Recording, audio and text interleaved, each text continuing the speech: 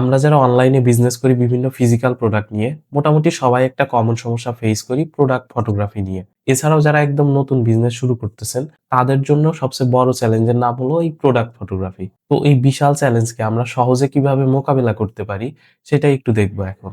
এর জন্য আমরা জেমিনাই ন্যানো ব্যানানা মডেলটা ইউজ করব, যেটা আপনার প্রোডাক্ট ফটোগ্রাফিকে নিয়ে যেতে পারে নেক্সট লেভেলে।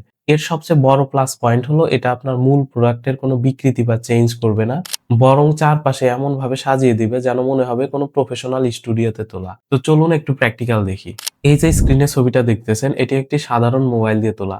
লাইটিং যেমনই হোক বা ব্যাকগ্রাউন্ডে অগোছালো যাই থাকুক, এতে ঘাবড়ানোর কিছু নেই। আমরা সরাসরি চলে যাব জেমিনাইতে। সেখান থেকে টুল সেকশনে গিয়ে ক্লিক করব ক্রিয়েট ইমেজে। আর এই যে কর্নারে ছোট্ট আইকনটি দেখতেছেন, এখানে প্লাস আইকনে ক্লিক করে আপনার অগোছালো ছবিটা আপলোড দিন। এরপর এখন আসল ম্যাজিক হলো প্রম্পটিং এ। ভালো রেজাল্টের জন্য ইংলিশে প্রম্পট লেখা উত্তম, তবে সবার সুবিধার্থে আমি বাংলাতেই লিখে দেখাচ্ছি। জেমিনাই বাংলাতেও অনেক ভালো কাজ করে। তো আমি এখানে লিখবো, আমার এই প্রোডাক্টের ছবিটা একটু প্রফেশনাল বানিয়ে দাও, লাইটিং সুন্দর করে দিবা, আর পেছনের সবকিছু সরিয়ে ক্লিন একটা লুক দিবা, যাতে আমি এটা আমার অনলাইন পেজে অথবা ওয়েবসাইটে ব্যবহার করতে পারি। এরপর মাত্র কয়েক সেকেন্ড অপেক্ষা করতে হবে, তারপরেই আমরা আমাদের ফাইনাল রেজাল্টটা পেয়ে যাব।